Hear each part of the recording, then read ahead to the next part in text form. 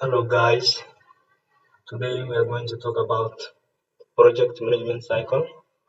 In this video, I'm going to discuss about the following: meaning of project, what is project management, project constraint, characteristic of project, categories of project, and finally stages in project management cycle, the most important one.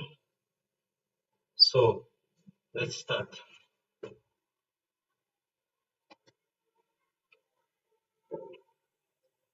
Project management cycle. What is project? Project in simple terms is a temporary effort undertaken to create, achieve a unique product or service. In other words, project is an effort you undertake to create a unique product or service which has never been created or developed before. The purposes of project is to plan, organize and manage resources to bring about successful completion of specific project goals, outcome and outputs. So if we combine several projects, we call it programs. And program management is the process of managing a group of related projects in a coordinated way. Project is one, but if it is many, we call it programs. That's the difference between project and programs.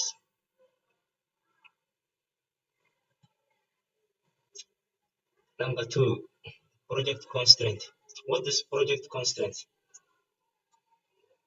Project constraints are the limitations that you need to account during the project life cycle. In other words, project constraints are those problems that you will incur during your project implementations. We have three types of project constraints, three main ones, which forms a triangle. The first one is scope or quality. The second one is cost or resources.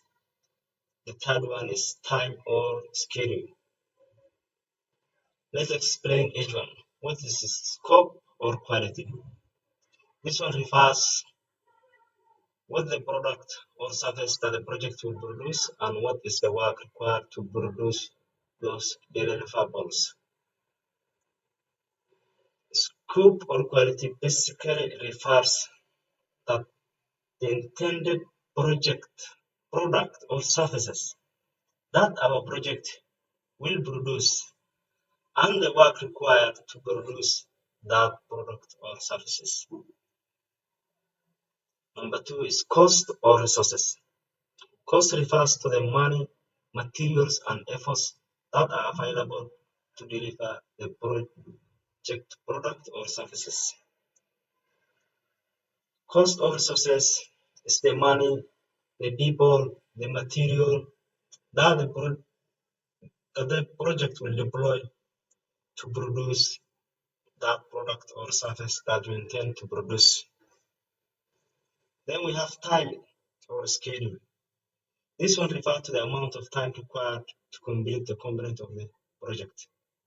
Time is basically the amount of time you are going to take to produce that product or services.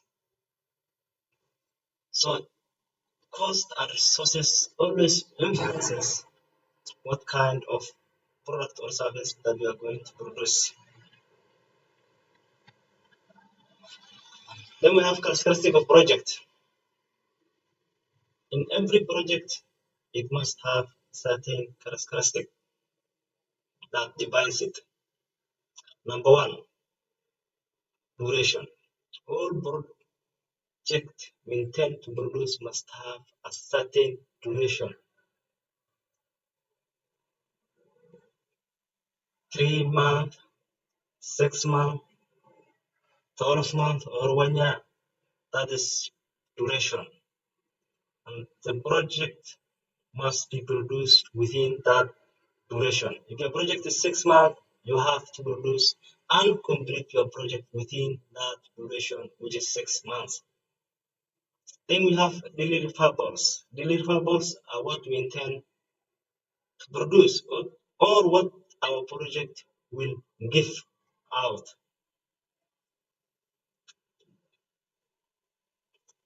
Then we have budget. Budget is the resources or the amount of money required to produce our project. Every project has a certain budget. Let's say your project is 1 million, 10 million, 600,000, 300,000. That is our project budget. And we must produce our project product within that budget. Geographical locations. Our project must take place in a certain place, certain country, certain region, certain district, and certain site or camps. Lastly, we have an agency of need. It's our project developmental emergency. That's our characteristic of project. Then we have categories of project. First one is international. International project refers to project that's taking place internationally, that involves a lot of experts in different countries. That's what we call international project. Then we have bilateral project. Bilateral project mainly take place between two countries. Then we have multilateral countries, a project that takes place between different countries. Then we have a government project, a project that takes place within one country with a certain government. Then we have non-governmental. Non-governmental is project that's run by humanitarian or relief organization. Then we have small scale, micro, a small project. Then we have large scale, macro. Then we have relief or humanitarian project. That is categories of project. There, when we are categorizing a project, there's a certain criteria that influences. Number one is purpose. Is our project relief or profit making projects? Sources of fund. Is our project funded by government or humanitarian organization? Ownership. Is our project owned individually or is owned by the community? Nature. Is our project emergency or developmental? Size. Is our project small or large? Geographical coverage. Is our project covering a country, two countries, districts, states? These are the factors that influence when we are categorizing our project. Then our last one is step in project management cycle. When we're implementing a project management cycle basically means the steps or stages that is involved when implementing our project. In every project, it has a project management cycle, and it has to follow those steps for it to be successful. Our first step in project management cycle is project identification and design, project setup, project planning, project implementation, project monitoring, evaluation and control, and then end of project transition. We are going to look each one by one in our next slide. Number one, project identification and design. This is the first step in every project. This is where we define the needs of our project. This is where we explore the opportunity. This is where we go to the field, to the community, carry out an assessment, find out the needs of that community, look out the opportunities. Number two, project setup. This is where we set up the project. This is where we write the proposal, we analyze our project, we look for our partners if our project is consortium, then we communicate our project to the project stakeholders, such as the government, relevant ministries, beneficiaries, etc. Number three is project planning. This is where we plan our project and follow a detailed implementation plan that typically set out all our activities, the time we are going to carry out, who will be responsible for each activity. Then we develop a module for all the work of the project. Number four is project implementation. This is where we start our project by implementing various activities. We set up our team, we tell all the team their roles, then we integrate the different elements of our project plan. Number five is project monitoring, evaluation, and control. This is where we measure our project progress, what is happening, what is not happening, the problem we are incurring, and then if there's a problem, we are going to find our corrective actions. This is why we also develop CRM, the complaint response mechanism. Our project must be accountable to all the stakeholders.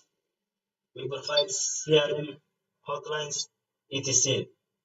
So that in case there's a problem, the project focal person can be contacted by other stakeholders for corrective actions. The last one is where our project has ended. This is where we have utilized all our budgets within the time allocated. We have delivered everything that our project set out to deliver. Then we collect the lesson learned of our project in the duration that we are implementing. Then we measure the impact of the project, what the difference that our project has brought to the stakeholders, to the beneficiaries. Then we also confirm if all beneficiaries have received their deliverables, what they intend to receive from the project. Thank you. And that's it, the end of project management cycle. Please, if you like this video, subscribe to my YouTube channel, comment, and like it. Thank you for your time. I appreciate it.